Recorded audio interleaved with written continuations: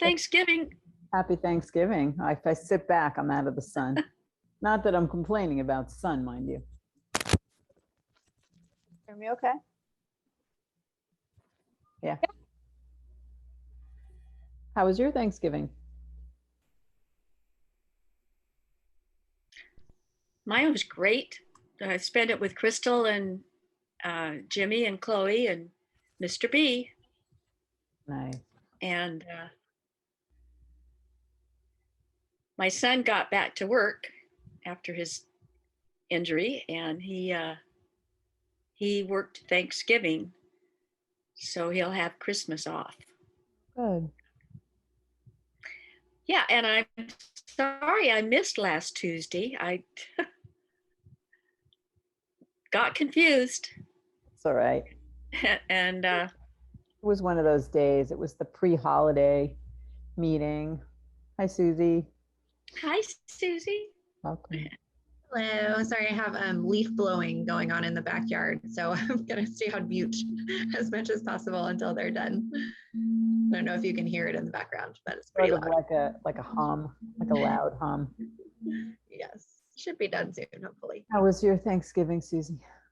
It was great, actually. Yeah, we spent it with my husband's side of the family, who's 10 minutes away, so it was nice to not travel. And then my husband works for Amazon, so he actually was pretty busy over the weekend because it's Black Friday and all that stuff. So he was busy working over the weekend, but we still got lots of family time in, so it worked out well.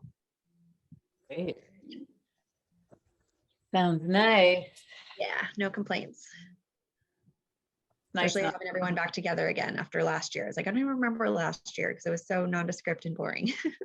Mm-hmm. Yeah, it was sweet. It was sweet with people. Definitely. Let's hope it continues trending this way. Yes, I'm hoping so. Yeah. We're supposed to go to last year. Oh, go ahead. Go ahead. Well, last year was the COVID thing, right? And I happened to get pink eye at Thanksgiving. And pink eye was one of the symptoms of COVID. Really? So they set up the table inside. We were at the ranch. They set up the big table inside. Everybody sat at the table, and then they opened the double doors and put a table outside for me. Oh, goodness. And I had my patch and all this stuff on. But that was how we had Thanksgiving last year. So this year was really nice because nobody was sick. Oh, yeah. So good. Yeah. Yeah. And I was just telling Paige that I feel overwhelmed on the holidays. And the only thing that brings things back into focus is thinking about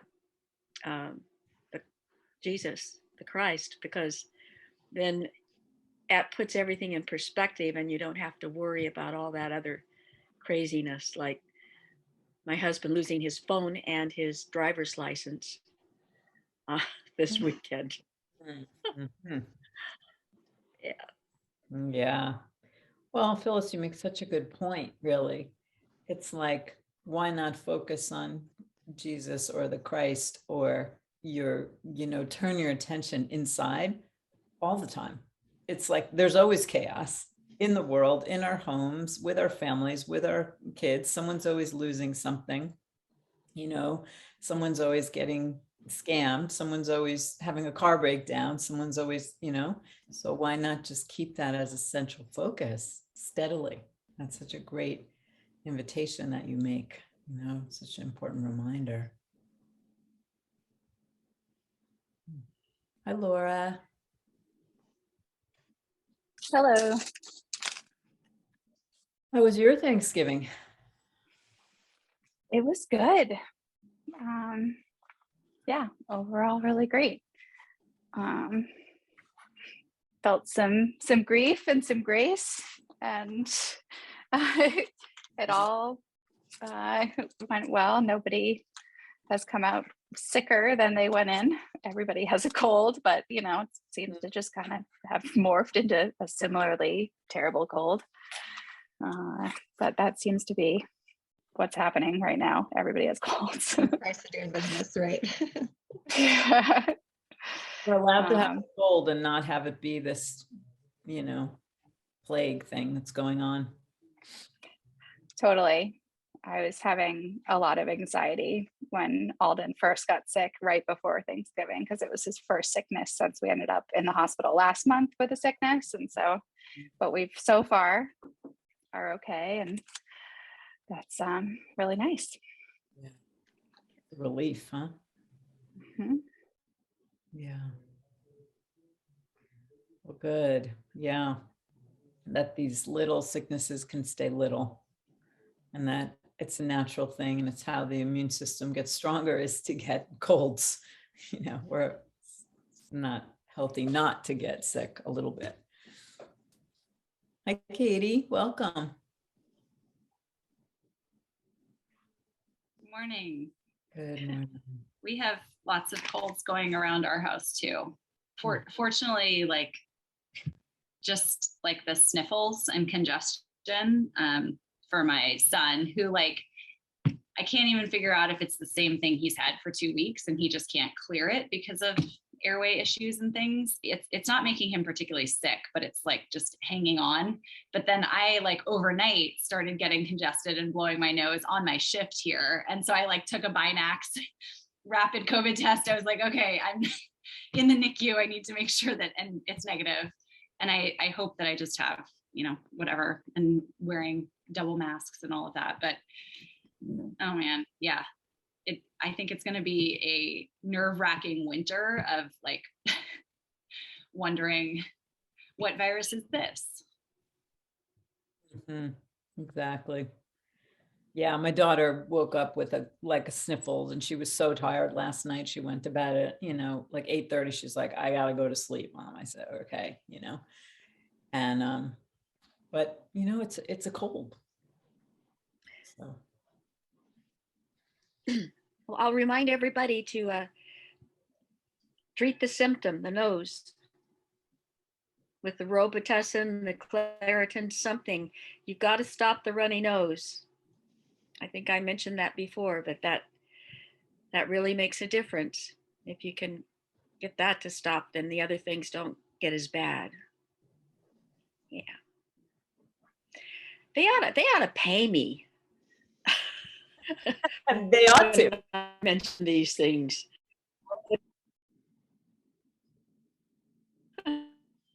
You're cutting out a little bit, Phyllis. I never can get this. Oh, you're back. Better? You're back. Yeah, you were saying they ought to pay you when you share these things. Yeah. The stopping the nasal congestion. Yeah. I've mentioned it so many times. They ought to pay me. Get a commission from Robitussin and Claritin. Yeah. Hi, Julie. Welcome. Hello. So how was your Thanksgiving? We were all just sharing a moment about our Thanksgiving experience. It was great, stress-free, and I didn't do anything I should have done. Nice. I got rid of the shoulds, and we just had an enjoyable day. I didn't make gravy. There's a bunch of things I forgot, and later I thought, okay, we didn't even miss it. So true. That's wonderful. Yeah, Julie and I had kind of a private meeting last week, which makes sense with the holidays and everything.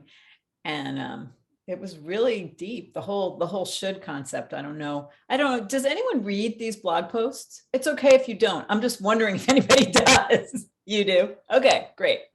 I'm glad. And I know Crystal uses them and posts them some other places, social media and stuff. But just good if people read them. Because I read them even before I could commit to coming regularly to this. I was reading them with your last session.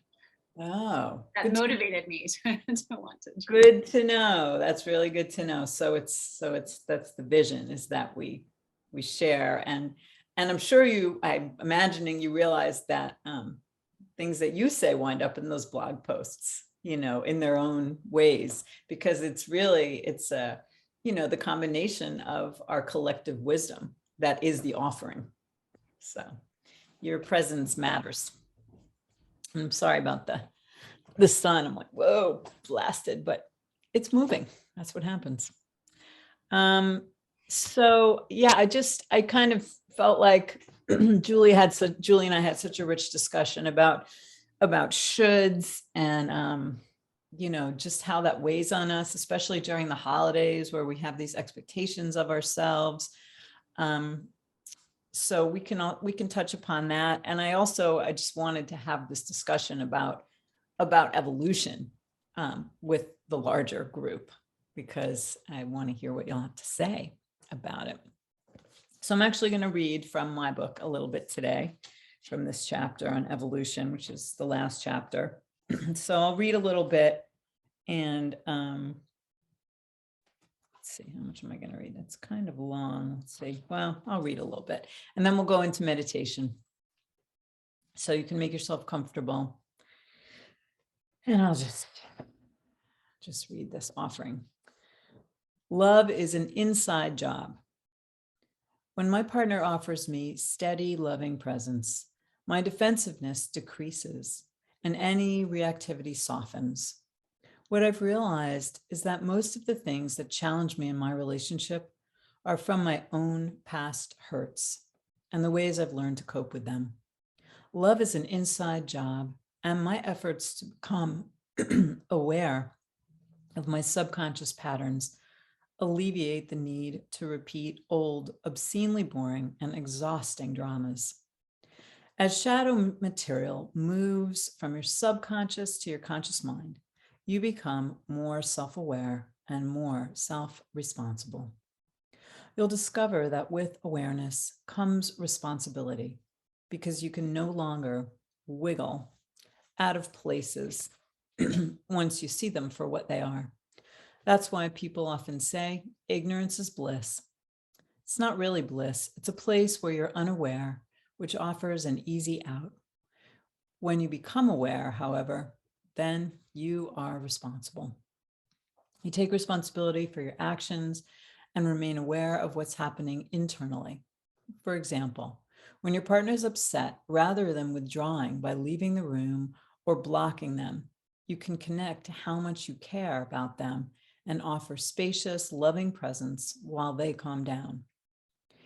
In being compassionate and self-responsible, you create your own happiness. You aren't separate from spacious presence. The vastness of conscious awareness makes room for each of you to own your stuff, much in the way that the desert sky makes room for storms to pass, then returns to its eternal blueness, clear and undisturbed. Then there's an example from Lori and Kathy. Lori makes room for Kathy's feelings in this way. It's not that we don't get on each other's nerves. Our fears come up and we may act badly with each other at times, but there's a kind of letting it wash over me rather than pushing back. Having boundaries and knowing that if Kathy's acting out, she's in pain. I don't take it personally because I know she's suffering about something, and that's how it's expressing itself. So there's a lot in there that you are probably familiar with. And let's just meditate on that for a few minutes.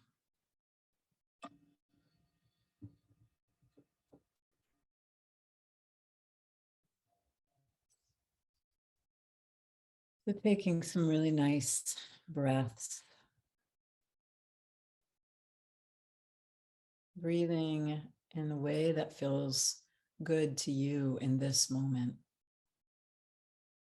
Maybe it's a deep breath or a long, slow breath.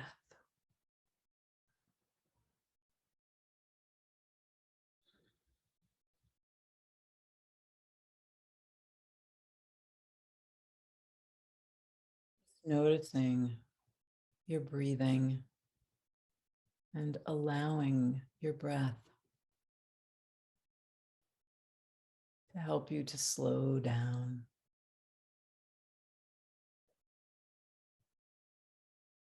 To transition out of whatever has come before this. And to set aside any thoughts of the responsibilities and tasks you might have today.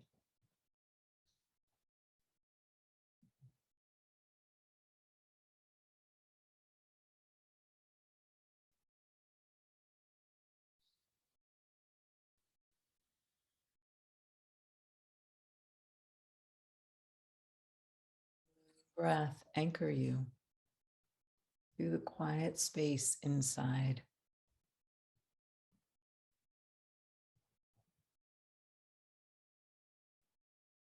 That sacred space of silence, of love. You can call it light. You can call it Jesus. You can call it Buddha nature.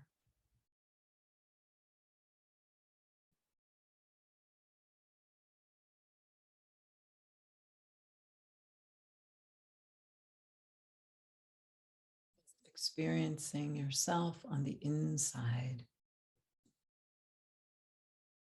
Connection to source.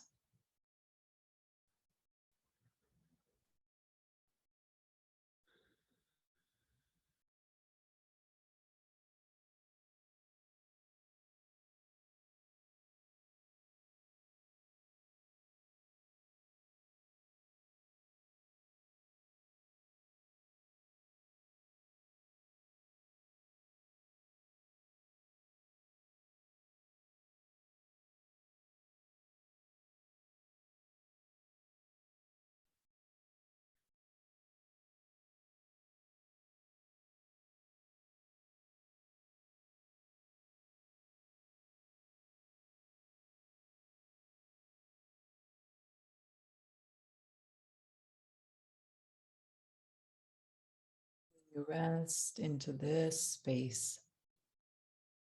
You can welcome all your fears, anxieties about these winter colds that could turn into something worse. Letting them rest here.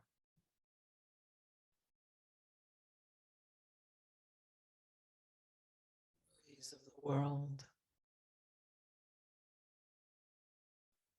Let them rest.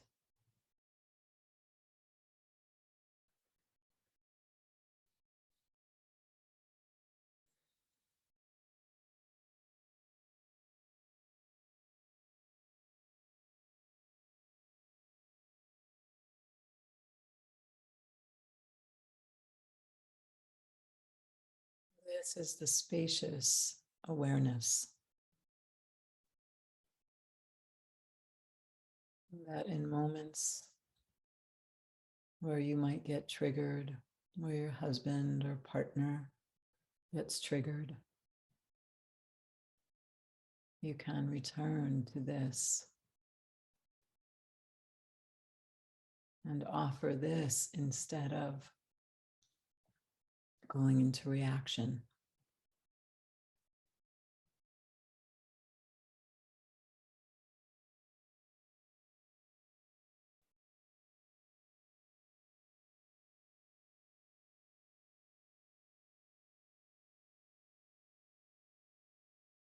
Evolution means we notice our patterns, notice the arising of our reactions.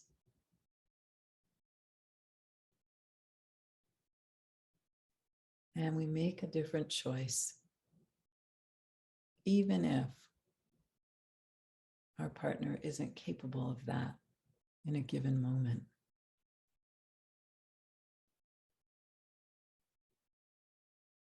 It only takes one.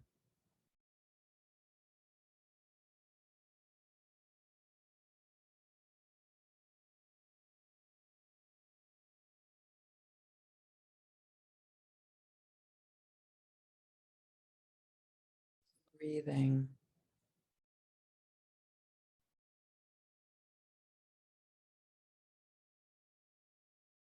Let your awareness continue to expand. And if thoughts come, see if you can notice them and then let them go.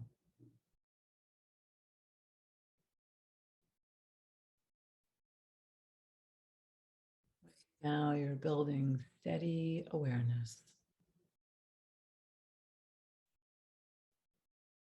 Mastery over the busy mind.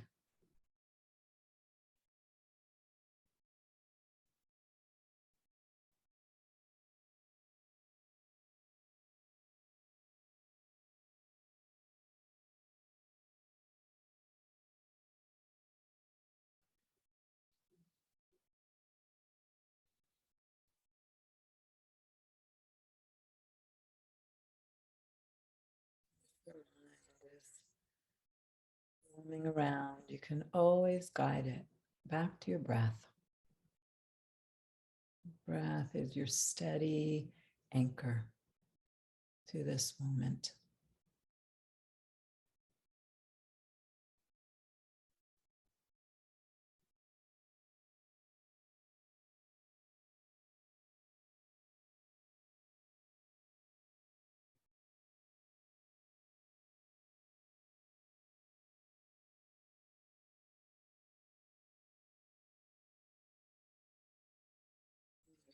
Place a hand on your heart. Really register its steady presence.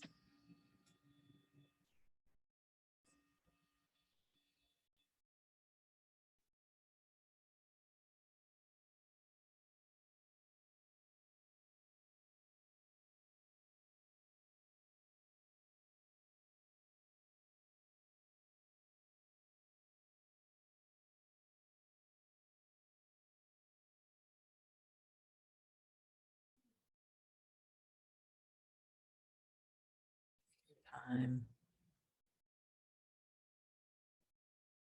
Take about 5 minutes and reflect on what is it that supports evolution inside yourself and inside your relationship. How is your relationship, or might it be, evolutionary?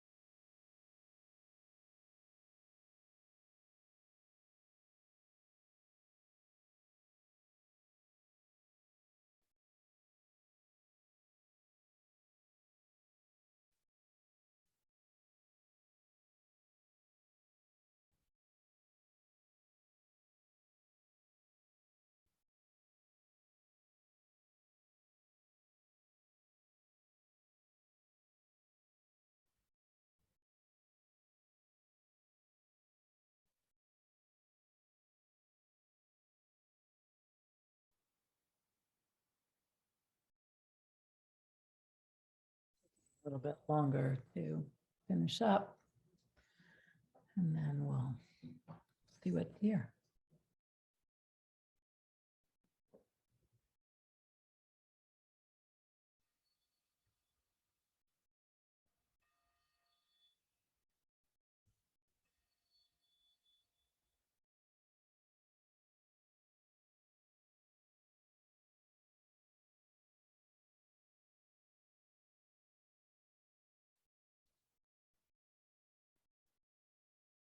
Curious what came up. What are you bringing to create an evolutionary dynamic in your relationship? And what are you bringing that might not be helping? Because we're bringing that too. That's the work.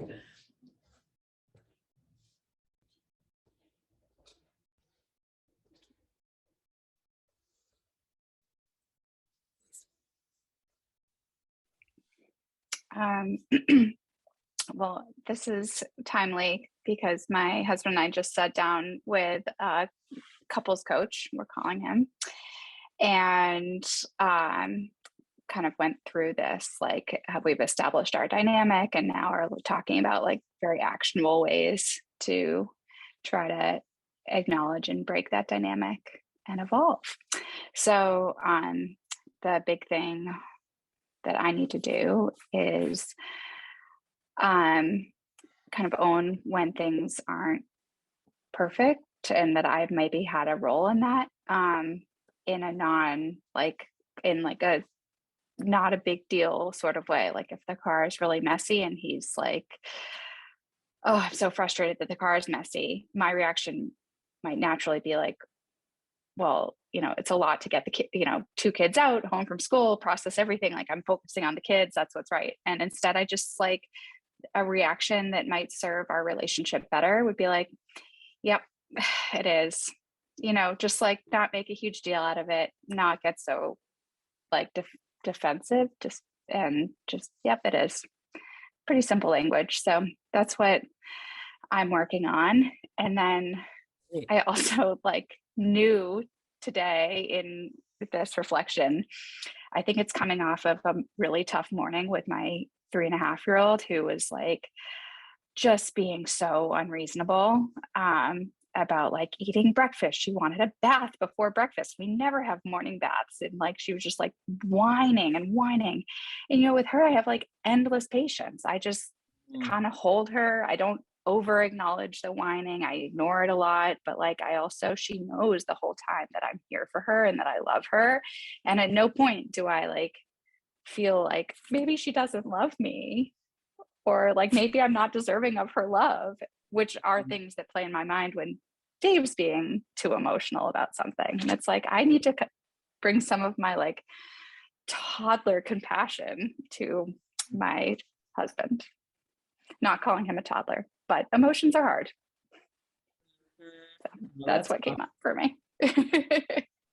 Yeah. It's like you said, this part, I'm here for her and she knows I love her. Like that's the part. That's just like this steady, loving presence. I'm here for you and I love you. I'm here for you and I love you. Rather than the flip side, which you mentioned, like, oh my God, what does this mean? And maybe, then we just go down the road. Yeah, it's a good awareness. Endless patience with our kids that we can bring to our relationships. We can intend to anyway. That's great. Sounds like a good first session, Laura. I'm glad you guys are going. Anybody relate to that or have something else to add?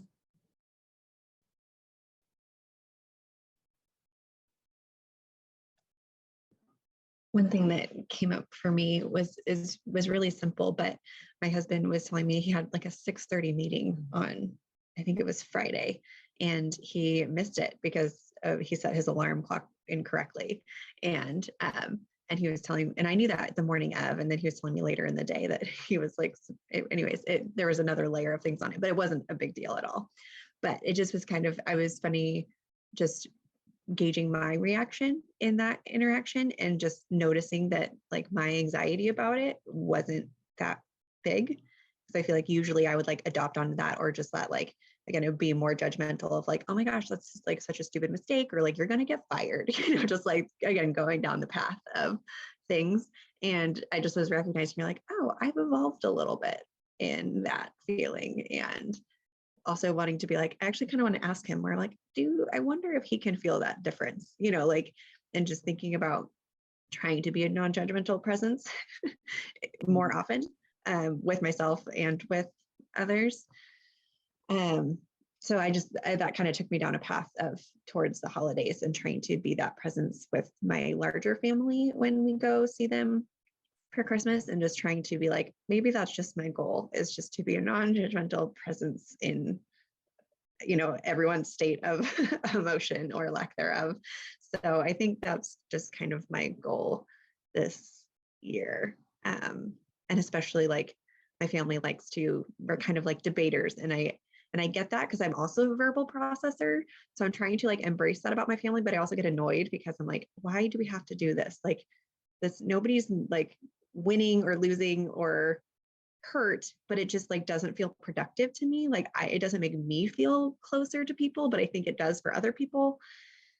So I'm just anticipating that. And I'm trying to be like, maybe in those times and those discussions, I can just be a non-judgmental, again, just a non-judgmental presence of curiosity and not needing to be heard or feel like my opinions like need to be heard, like that I can just be like, they don't need to know. I don't need to know. I don't, like not in a judgmental way, but just not needing to feel sucked into the anxiety or the, I need to correct someone. I need someone to know where I stand, or just like those things where maybe I can just pull those back and be like, I don't need anything from this. I'm good. Are you good?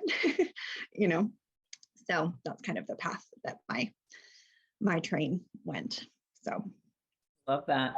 So how does it feel to imagine yourself as this non-judgmental presence at the larger family gatherings over the holidays? Like what, because it actually, you have to be in a certain space inside yourself to offer that. So how does it feel?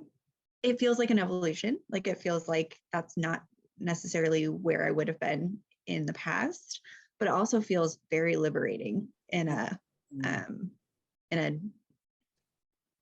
acknowledging the vortex, but also feeling like, oh, I have agency in this vortex, which also feels a little bit potentially powerful, and not expecting perfection, but just being like, oh, I have some agency over that. And also I think acknowledging the needs that are like subconsciously being asked for in those dynamics from other people, like they're requesting needs of feedback or attention or whatever. And then same with me in engaging that, like, what are the needs that I'm actually trying to get met, and can I meet them in a different way? Or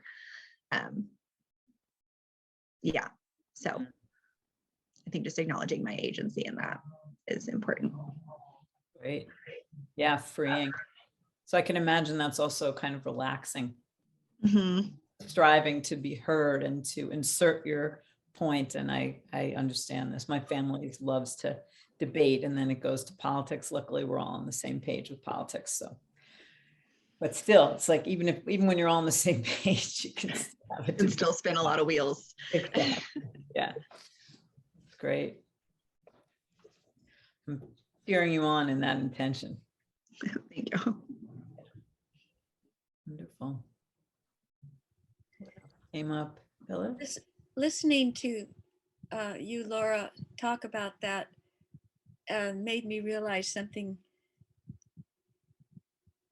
I have such a problem with the holidays, and I just realized that when I had my children, it was that we had a understanding that was kind of exclusive to us. I mean, they weren't verbal, but spiritually we felt and we knew each other, and we knew all these little things about each other and how we felt and all this. And then the holidays would come along, and there would be all these people and they'd be talking all these different things. And I felt overwhelmed by the chitter chatter that was going on around me, because what I was experiencing was just with me and my children, my five children, but especially my three. And you brought up agency, and I'm glad that you mentioned that, because being conscious and having agency and making choices um, makes me realize that I have agency in that situation now. I don't have to choose to go back to that isolated feeling.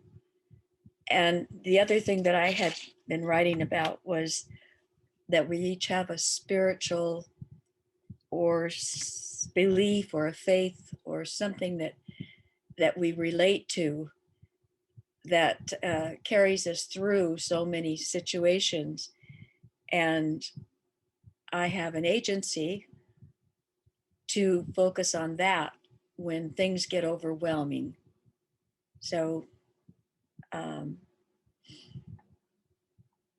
in my particular case, it's Christmas, and so my focus is on Jesus.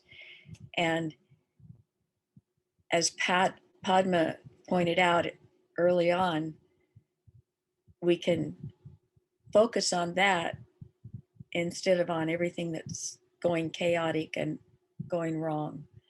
And that does bring peace. So that's what I wrote about. Wonderful. Thank you, Phyllis. Yeah, it's a choice. We do. We have the agency. We take responsibility over our own minds and then redirect.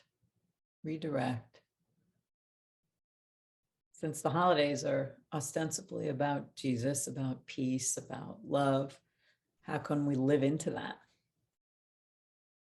as we navigate it and not get all spun out?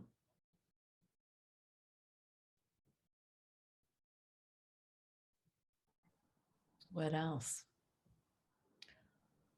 I can relate to what Phyllis is talking about with going to that place where you're familiar, that comfort. Mine is also my faith in Jesus Christ. And that's one place. My relationship with my husband has definitely evolved. And just, we don't go to church, but we have online church since the pandemic. We were sharing after the message about how we've both grown in that area, and we really have. He's helped me and I've helped him. And he just found out. He called me this morning because he just found out he's going to have a month off between this job and his next. It's the same company, but he's working on transformation lines through vineyards here in the desert, going to a dam. And the next project is actually at the dam itself. So, and he manages these transmission projects. And he called to tell me he'll have a month off, which means a month with no pay.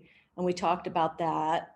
And because he's just new with the company, 6 months, not even 6 months. And he said, it's so funny, it had to do with the message we heard on Sunday. He said, I think we should find some place to serve. So this is your job, look into the community or whatever community. We could even travel to a community and look for a place for you and I to serve during that time, because we don't really have the money. We want to go out of the country, but it's not time, it's not the best time to go out of the country. We've always wanted to visit Israel together and kind of renew our marriage vows there in Israel. But that's maybe in the next 5 years. I don't know with the pandemic.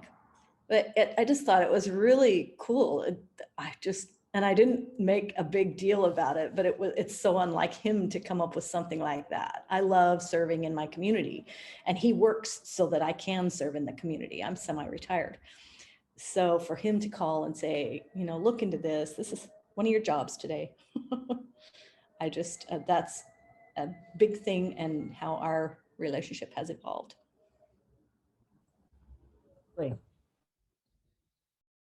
Great thing to do. Take a month and serve, be in service.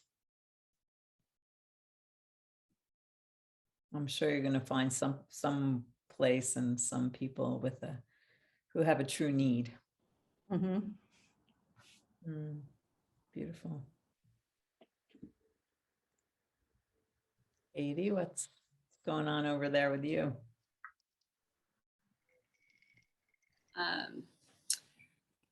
A lot of what everyone has said really resonates for me. I feel like I feel when I have worked most of the night and feel very tired, I feel like I have a lot of trouble, like, I like even in the meditation have to do a lot of sensation tracking just to like keep myself here.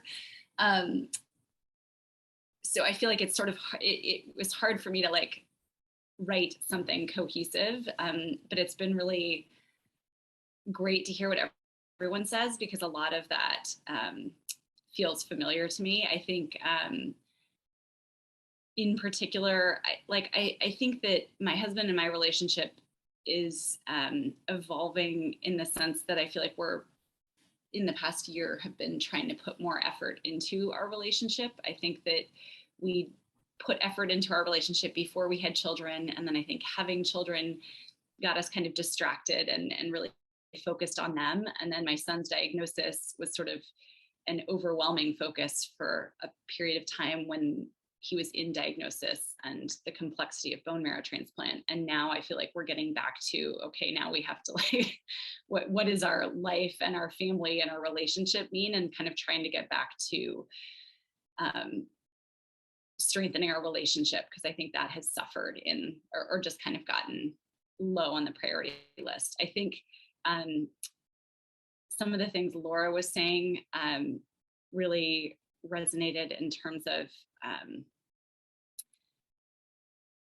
sort of receiving feedback from my partner. I think I realized that although I like to think of myself as a good listener and open-minded and like, I think non-judgmental, I think that I'm incredibly judgmental. And I realized that my husband is much better at opening conversations when we're not on the same page. In fact, when we were with my parents this past week in Yosemite, which was very fun, but stressful to manage my parents and our kids and being outside of our routine.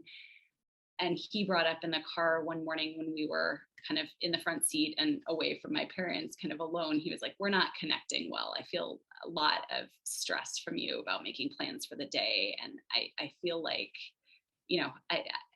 I feel like you're criticizing everything I'm doing, and it's hard for me to tell what's wrong. Anyway, we had this conversation. I realized as he was saying all these things to me that my initial reaction was to be defensive or justify why I was being the way I was.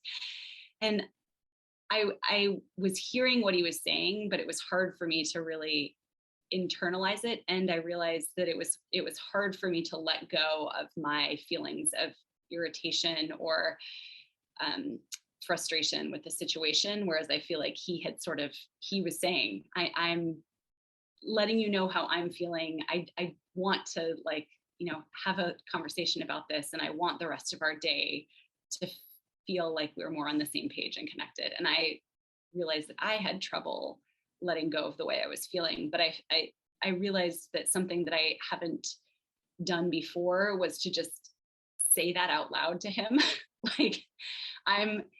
I hear what you're saying and I would like to reconnect too, but I'm having a lot of trouble letting go of this. And I'm not quite sure why, but I think that just acknowledging how I was feeling and saying that out loud rather than keeping it to myself, I think that in moments of feeling criticized or where I feel like my husband's trying to redirect our connection, I feel like I become avoidant or more disconnected or get very defensive, but I hold that in. And I think just acknowledging at least that I want to be better, but I am struggling with this right now. At least saying that out loud was like an acknowledgement that that we need to work toward togetherness. I think also just hearing what everyone was saying, I realized that like the dynamics around the holidays or any time that other family gets involved makes everything more complicated with my husband. Like, you know, managing my own relationship and challenges with my parents sort of disrupts any, you know, productive dynamic sometimes that my husband and I have. And I think that just acknowledging that it's harder to work on our relationship and togetherness, or harder for me to employ the techniques that I usually am better at in our relationship when there are other stressors. It was important this past week, and just to realize, at least give myself a little bit of grace that, you know, our relationship may not be able to be the priority this week. And I need to give myself a little bit of grace if I am not able to be the best partner. So good. I'm so glad you spoke up. It's awesome. That's you just named your capacity. You're like, you know, I wish I could be different, and this is what I can do right now. And this is where I'm at. We can call that accurate reporting. And then that brings it out into the space. This is what's going on. I'm not going to pretend that I'm fine if I'm really not. That doesn't help. So that's awesome that you're able to do that, Katie. That too, of like acknowledging reality of it too, where it's just like, we understand like these are the circumstances that lead to this, and just acknowledging that like I'm not going to be at my like ideal partnerdom. That doesn't mean I can't do a good job or a good enough job, but like recognizing that, yeah, the car's dirty, like great, I don't need to like hide that reality. I might need to work on that, or how I feel about it, whether it's good, bad, my fault, whatnot, but just being able to be like, yeah, that's just the current circumstances right now. My parents are around and the car is dirty, and can I just acknowledge that, and what do we do with it? Right. So good. I mean, and can we set each other up and set ourselves up saying, okay, I know this is going to be stressful to see your parents, my parents, whomever. And so what do we need to do? What do we need to do? Can we actually carve out a tiny window just for us in the midst of all of that? I'm not saying this is easy, and it might just be 5 minutes. It might be just a 5-minute check-in, either at the beginning of the day or at the end of the day, to say like, how can we do this? I mean, this is what's evolutionary, is going in, knowing it's going to be different, knowing it's going to have its own very specific challenges, family of origin challenges, because what a family of origin, what does family of origin bring up? It brings up all our young parts, all our unresolved wounds. We act like we're a teenager again if we're with our parents, maybe, you know, it brings up all kinds of things. So there's like lots of different parts that then are at the table.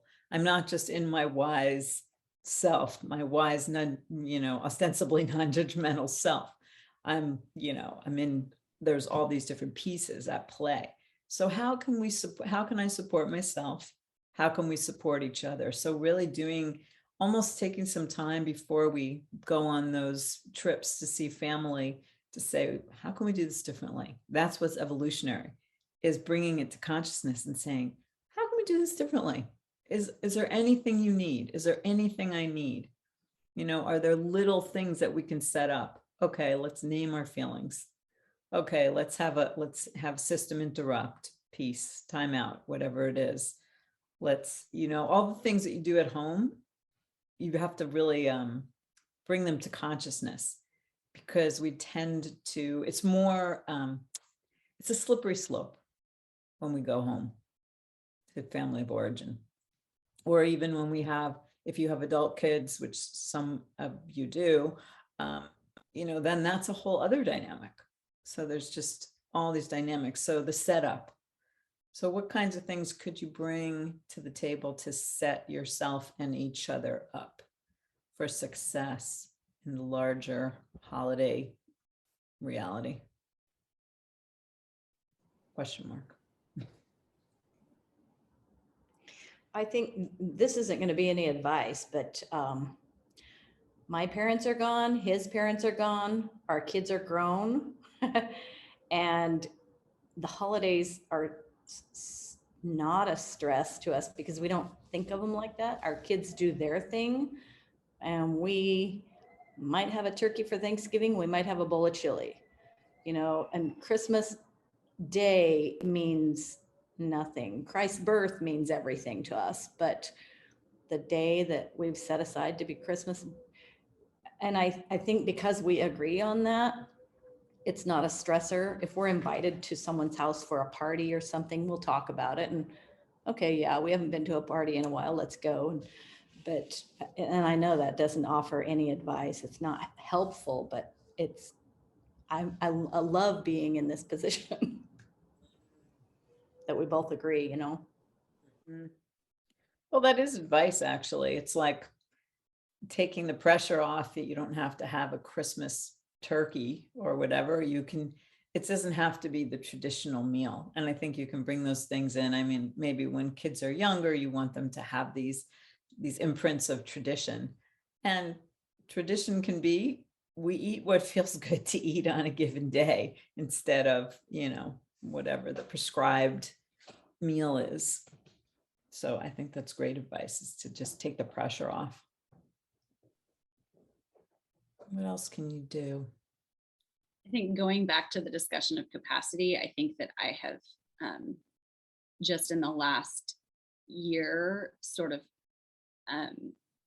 let myself think about and accept sort of who my parents are and their capacity to engage with me in a mature adult relationship. I think that I have a mother who's very dramatic and highly emotional, sometimes volatile, and my dad who is the antithesis of that and can't express or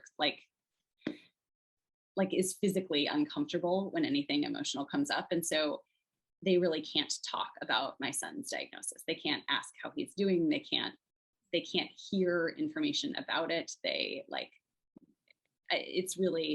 That was really hard for me for a while. And I think, but in the past almost year, I feel like I've come to accept what they are capable of. And also just little things, they are not helpful around the house. And they almost need to be directed and managed like children, told to get dressed and brush their teeth, but they're wonderful. My mom is a retired preschool teacher and they're wonderful at playing with my children and entertaining them. And so I've learned that it's most helpful if we spend time with them in a neutral space, not in my home where I feel like they throw off all my routines and make me very stressed. But if we're in a neutral vacation environment, and then I can have them entertain my children and I take care of other things. Well, sometimes I have to let myself wish that circumstance were different. I think accepting what they are good at and capable of, and leaving some of my what I wish our relationship could be for discussion with my husband, and not sort of putting that on them constantly, because I think that previously led to a lot of stress when I was asking more of them than they could be. I 100% resonate with that, and trying, and almost in that non-judgmental way, I was trying to communicate that feeling of accepting what people have to offer and accepting what I need, and am I barking up the right tree? Do I want to bark? Do I want to even go to this tree? Or can I just look at the tree and accept it for what it is? And so I get that, where you're trying to understand people's capacities, but also letting them evolve too, and not necessarily setting yourself up for disappointment, but also recognizing the difference you can make in that dynamic and allowing opportunity for change, but also not getting too hung up on that either. But the capacity and recognizing the needs that you're trying to get met, and if that is the right place to have them met. And I think I very much feel that, especially just accepting my family's just large. I have 6 siblings and they're all married and have kids and all of that. And so one of my acceptances have to be like, my family's just large. It's a party. Like that dynamic of like, that is just not the dynamic of one-on-one deep, vulnerable conversations, and just accepting that like, I'm barking up the wrong tree when I show up to a family gathering of 40 people and want a deep, vulnerable conversation. Like that doesn't make sense, even though I can have it individually with most of the people, but I can't have it all at once. And so it's just all those capacities of the group dynamic, individuals, all of that. So I feel yeah. Great. Yeah, acceptance, bringing a lot of acceptance to who people are, what they're capable of, what they're not capable of, playing to their strengths. They're great at entertaining the kids. Fabulous. I'm not going to ask them to do whatever else I might want them to do. Yeah, it's really, it takes such skillfulness to maintain who you are present day when you're around the larger family, larger community, or even old friends, because we tend to project. So I like what you said also, Susie, about like, give them room to evolve. It's like, it could evolve. I'm not going to expect it to evolve. And it could evolve if I'm different. It might not. And that's also okay. But it could evolve if I show up differently in myself. That's all we can really do. It's this piece of self-responsibility is gigantic. Is there anything else anyone wants to add? I'm glad we're talking about this. It's like, this is like holiday prep.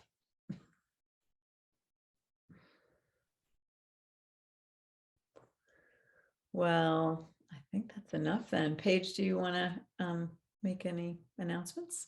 Yeah, and Padma, maybe you can speak to this as well, but I just wanted to make an announcement. We're like kind of nearing the end of this like 12 weeks, but we are going to continue the group past that. I don't have all these specific details to give to you like right at this minute, but it'll be at the same time, same place with Padma, same Rare Mothers in Relationship.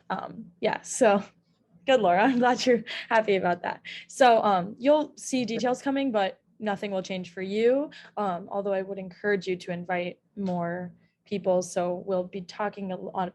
Padma's going to kind of redo the syllabus, same, similar genre category.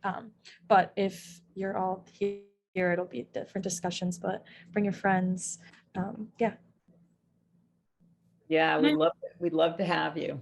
And so, we'll take it. I mean, what happens when a group stays together, and I used to run these women's groups that were met monthly for 3.5 hours for an entire year.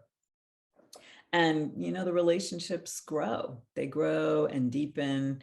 And so we can the more we show up, the deeper we go. And it's great also to get to bear witness to how one another, like how we're all growing and evolving. And everyone here, well, first of all, by virtue of the fact that you're choosing to be here, you're on an evolutionary path. And I think most everyone has some kind of practice, is getting some kind of assistance, coaching, therapy, etc. So I really, it's just beautiful to get to source ourselves and each other in this way. So rich. Katie, did you want to say something? Can you remind me, is this the 11th of the 12 week, or is this the 12th week? I can't even remember. I think this is I'm terrible with numbers. That is like so not my strong suit, but December 13th is let me check that. But we ended up bringing it to the 21st, I think. Paige. 21st. So however many weeks are left of that. Somehow we went through the syllabus faster than that. So we'll just show up. We'll have a great time. Julie, did you want to say something?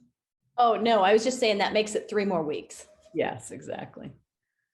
Anything else that you all want to add? And, feel free to just ping me a message if there's something that we haven't covered or something that's really alive for you that you would like to bring to the table for us to discuss and explore. So feel free to just send me a message. I would love to tailor it to your needs. was this the second iteration of this series? Yes. And so I was wondering, are there folks here who were in the first iteration? Or is this sort of I wasn't sure if this was a sort of 12 weeks and then the next 12 weeks would be sort of start from scratch with a new group, or if this would evolve with. So we kicked off, I'll give like a short, excuse me one second. I also have that cold that everyone has. We started Rare Mothers in Relationship kind of without the syllabus type format, just to kind of like see what topics, you know, kind of like a beta pilot type test. And then we did the 12 weeks like through Mighty Networks with the syllabus, which is this group. And we'll do another like 12-week commitment again, because we've just, I think that's easy to have it on your calendar for 12 weeks. But we're like, we'll continue this group. So if you know, if you want to continue, we would love that and welcome that. So hopefully we will get new mothers to kind of just like come into this group for 12 weeks. But there'll be a new syllabus, new topics. Does that make sense? Yes, great. Okay. Yeah. So again, if there are any topics, because I'm going to work on the syllabus this week, it's going to be, we're going to shuffle the deck, and it'll be, you know, we'll take it to another level. Like this terrain of relationship and awareness is, as far as I can tell, it's infinitely deep. And even if we go over it, it's kind of like, you know, and someone else is going to say something that you might have even said or heard, but they're going to say it differently, and you're going to get it. You know, that's why it's so great that everyone is bringing their voices in, because, you know, Julie might say it one way, and then Laura says it another way, and then Phyllis says it, and you're like, oh, that, right, that, you know. So we get it in different ways. All right, well, great. So thank you for being here, and yeah, please let me know if there, and also if there's anything about the format of the group that you're like, oh, I'd like to bring this element in, please let me know, because I'm totally open. All right. Big hugs and many blessings, and have a beautiful day. Okay. Thank you. Thank you.